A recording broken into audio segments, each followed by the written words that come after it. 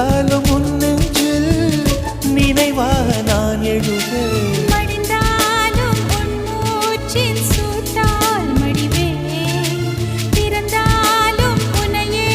தான் மீண்டும் சேர்வே இனி உன் மூச்சை கடன் வாங்கி நான் வாழுவேன்